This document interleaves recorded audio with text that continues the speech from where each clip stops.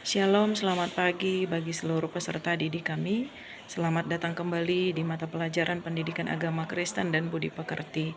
Sebelum kita memulai pembelajaran kita, ada baiknya kita melakukan kebaktian singkat dengan bernyanyi dan berdoa. Kita bernyanyi dari Kidung Jemaat nomor 3 ayat 1, Kami puji dengan riang.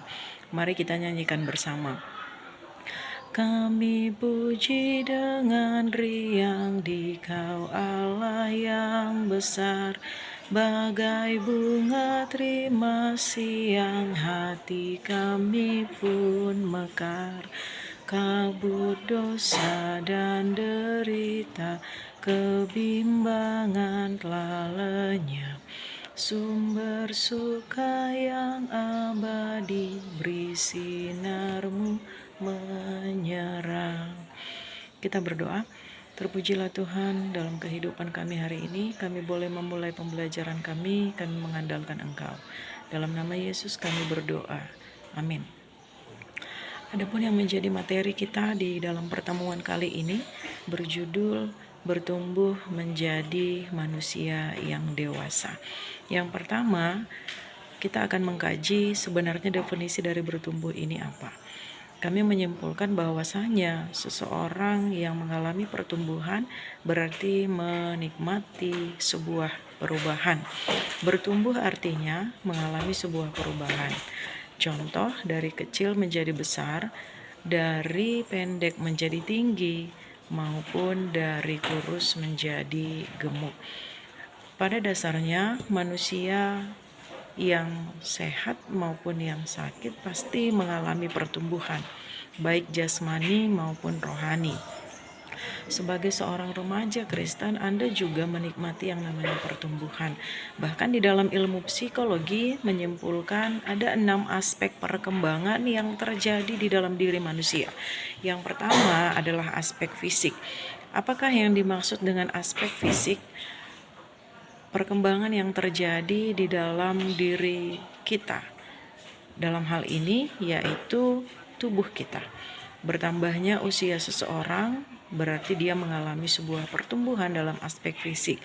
Ketika badan seseorang mengalami perkembangan baik dalam hal tinggi maupun dalam hal berat, berarti orang tersebut juga mengalami perkembangan dalam aspek fisik.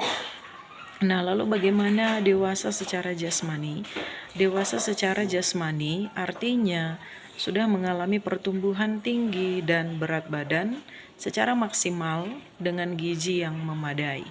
Oleh sebab itu, kami mengharapkan kepada peserta didik kami, silakan menikmati pertumbuhan secara fisik dengan makan makanan yang bergizi, minum minuman yang sehat, sehingga kita memiliki fisik yang sehat juga.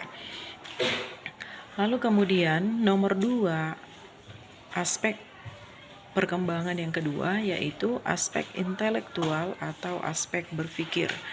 Menjadi dewasa secara intelektual artinya menggunakan akal budi untuk melakukan penilaian tentang benar tidaknya sesuatu sehingga terjadi pertimbangan yang matang dalam menghadapi masalah maupun dalam mengambil sebuah keputusan. Ada kalanya, ada saatnya di mana seorang siswa sepertimu itu diperhadapkan dengan sebuah masalah. Lalu kemudian Anda dituntut untuk mengambil sebuah keputusan. Oleh sebab itu, seyogianya sebenarnya Anda juga sedang menikmati pertumbuhan secara intelektual. Mampu membedakan apa yang baik dengan yang tidak baik, mampu melakukan apa yang baik dengan yang tidak baik. Dan yang ketiga, kita masuk di aspek emosi. Apakah yang dimaksud dewasa secara emosi? Artinya kalian mampu mengendalikan perasaan dengan cara yang tepat untuk alasan yang tepat dan ditujukan kepada orang yang tepat. Setiap hari kita menjalani hidup, terkadang kita diperhadapkan dengan sesuatu yang memang tidak kita harapkan terjadi. Namun disitulah juga Anda sebagai seorang remaja yang sedang bertumbuh, semakin dewasa akan diperhadapkan dengan sebuah masalah dan menuntut Anda untuk mengambil sebuah keputusan yang tepat, dan yang paling penting adalah Anda menerima segala konsekuensi dari keputusan yang Anda ambil. Lalu yang keempat adalah aspek sosial. Apakah yang dimaksud dengan aspek sosial? Sebagai seorang manusia yang tidak mampu hidup sendirian, kita membutuhkan orang lain di dalam menolong, membantu, bahkan menemani kehidupan kita. Orang yang dewasa dalam aspek ini mampu menjalin hubungan dengan baik dan benar terhadap orang lain walaupun berbeda usia, pendidikan, kedudukan, bahkan status sosial.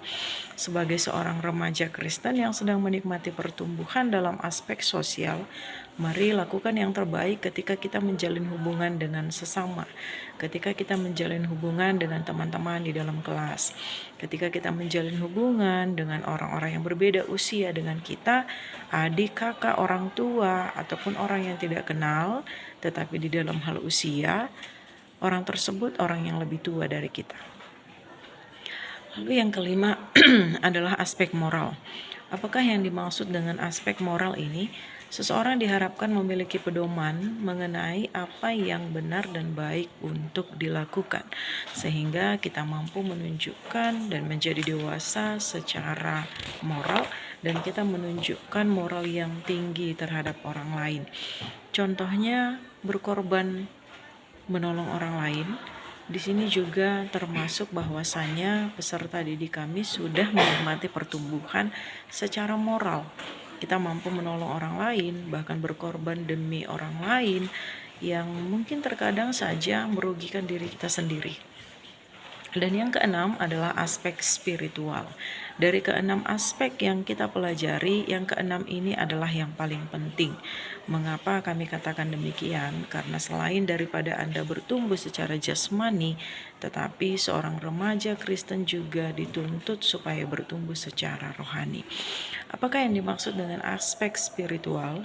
Spiritualitas artinya hubungan yang terjadi dengan Allah yang Maha Kuasa, atau lebih tepatnya bagaimana penghayatan seseorang dengan apa yang terbaik bagi Tuhan dan apa yang dikehendaki Tuhan. Itulah yang mewarnai standar moral yang dimilikinya. Sebagai seorang remaja yang bertumbuh di dalam aspek spiritual ini, kita dituntut supaya lebih mendekatkan diri kepada Allah. Bagaimana cara seorang remaja mendekatkan diri kepada Allah? Rajinlah beribadah, rajinlah berdoa, nyanyikanlah lagu-lagu rohani yang memang membangkitkan iman percaya kita. Di dalam hidup tidak akan selamanya kita menikmati yang namanya kebaikan. Ada kalanya kita juga menikmati yang namanya ketidakbaikan, bahkan kehadirannya tidak kita harapkan. Namun itu yang diperhadapkan kepada kita. Oleh sebab itu diperlukan sekali perkembangan, kematangan keimanan kita kepada Allah supaya kita dapat menjalani kehidupan ke depan. Demikianlah penjelasan saya mengenai perkembangan yang terjadi pada diri setiap para remaja, khususnya Anda semua. Apabila Anda memiliki pertanyaan dengan materi yang saya sampaikan, silakan japri saya di WA supaya kita bisa membahasnya lebih detail. Sebelum kita menutup pembelajaran kita hari ini, ada baiknya kita berdoa. Terpujilah Tuhan yang sudah memberkati pembelajaran kami, berikan kami pengertian sehingga kami boleh mengerti dengan apa yang sudah kami dengarkan. Di dalam nama Yesus kami berdoa dan bersyukur. Amin. Kita akan bertemu di mata pelajaran ini minggu depan. Semoga kita bertemu dalam keadaan sehat dan tetap semangat. Tuhan Yesus memberkati dan shalom.